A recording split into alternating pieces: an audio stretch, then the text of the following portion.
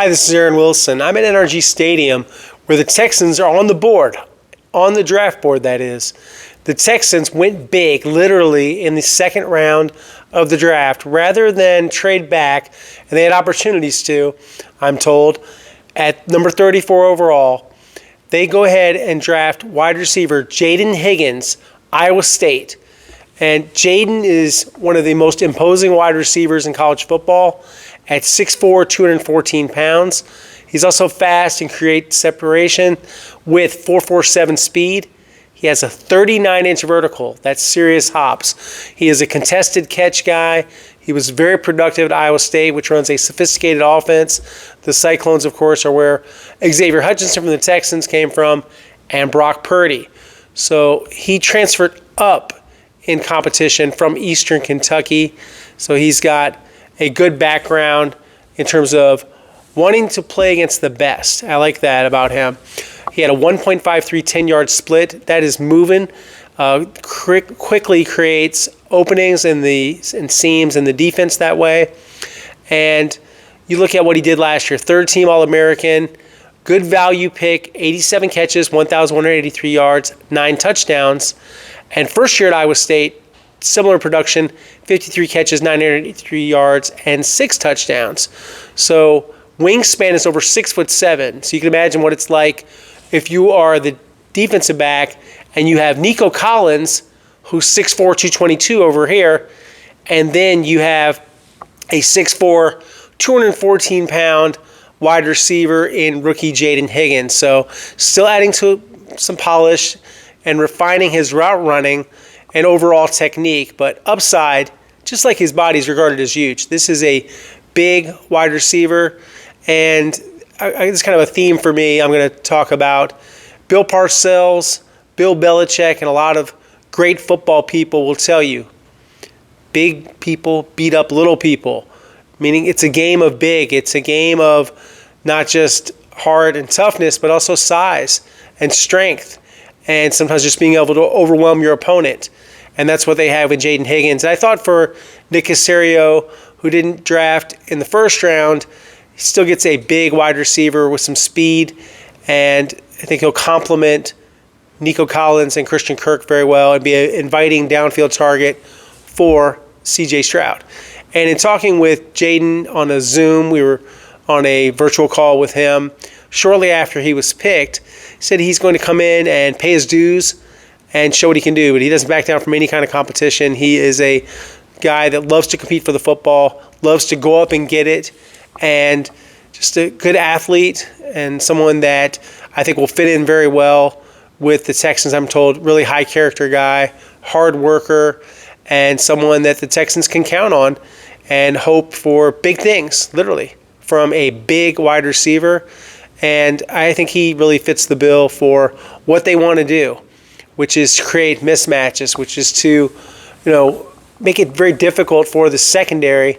And, that's where football is going. A lot of times it is having the bigger, better athlete out there. And pound for pound, this is a great athlete and an improving wide receiver that has continued to build his game, grow, develop, get better. So, yeah, good pick. He was on my list of guys that they potentially could draft, and they wound up selecting him. So that's a good pickup for them. They were never really on Luther Burden. They did have a visit with him, and he wound up going later.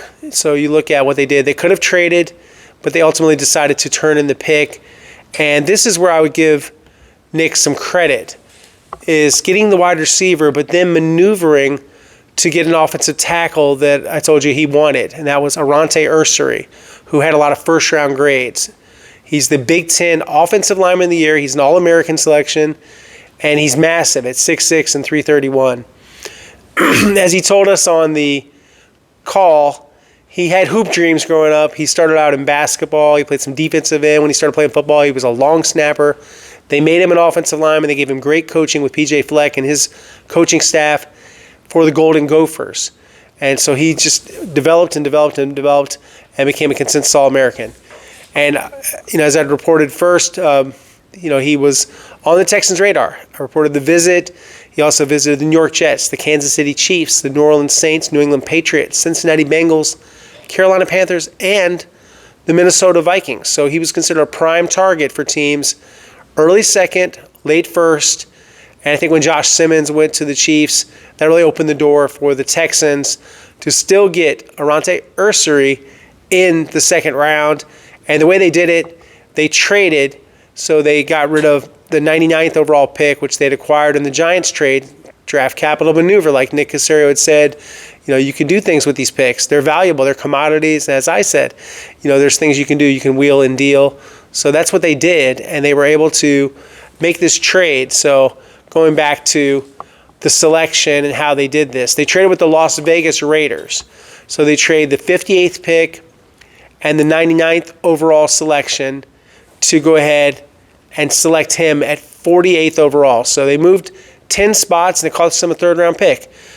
Fairly high price to pay, but again, it was, a pick that they'd already, acquired, didn't have it very long. So you look at, this guy physically, NFL scouting combine, to run a 5.01 in the 40-yard dash at 331 pounds, very impressive. 1.75 10-yard split.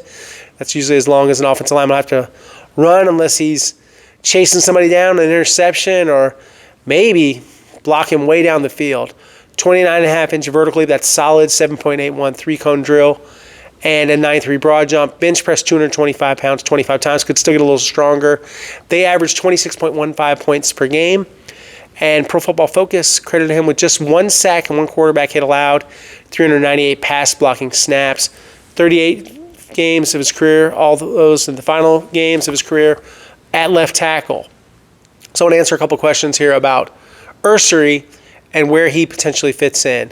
He is definitely a left tackle.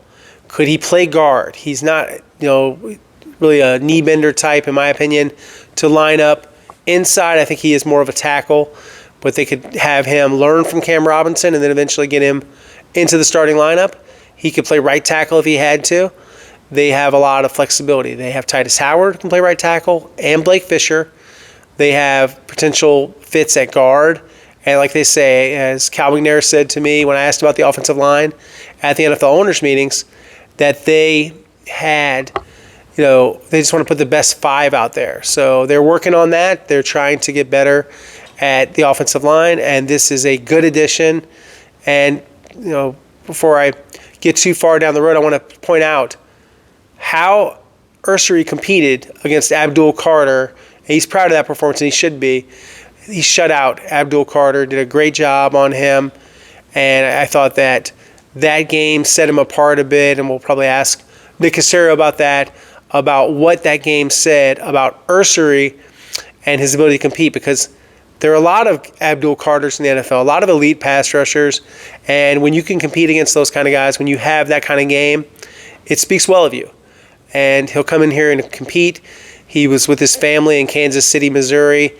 He's overcome some things. His family has overcome some things. He's been through some adversity, and heard really good things about him as a person, kind of character, kind of toughness he has. And I think that they have their left tackle of the future in Aronte Ersery, their second-round pick. And they still have more picks to go, a couple of third-round selections as we speak.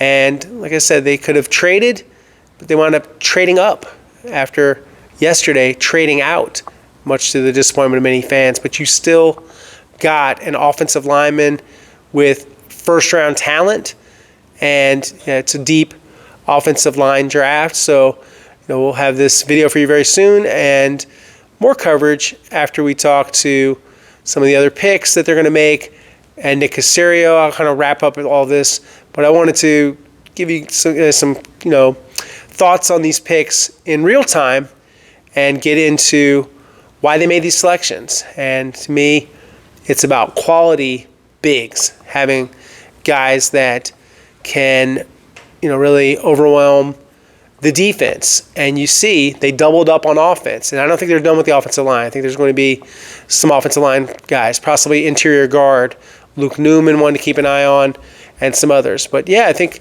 let's hear from you in the comments. Let's see what you guys think. Obviously, I've expressed my opinion. But all of this is just on paper. We'll see how they look when they line up out there on the grass. But yeah, for now, that's all I've got from NRG Stadium. Please like and subscribe to the channel, and follow me on social media. I'm at Twitter/X, Aaron_Wilson_NFL. I was on television earlier with Ari Alexander at KPRC2, and of course all of my content free of charge at click2houston.com and Instagram, AaronWilson7128. So yeah, I just encourage you to follow and follow along with the coverage. I've got you guys covered. I'm gonna cover everything from the hype draft picks to the trades to the undrafted class to the anything in between. So I look forward to continuing to provide Texans coverage for you guys. And I'm going into, I think about 10 years here now after covering the Ravens for 15 years. So I'm enjoying it. I'm seeing positive things from the Texans, and really as a journalist, I don't really root for a story, but I want to cover a good story, and the Texans have become a good story and a relevant team. Relevance is what you hope for. You don't want to cover a team that people aren't interested in, and the Texans certainly have earned the attention. We'll see what they can do with it in terms of competition and contending in the playoffs. They've got to get better in that area, but that is a different story for a different day. But today, the draft, time for hope, and they get some good players there in the second round, I believe, with Jayden Higgins and Iowa State wide receiver, and then Aronte Ersery, University of Minnesota, left tackle. Talk to you guys soon.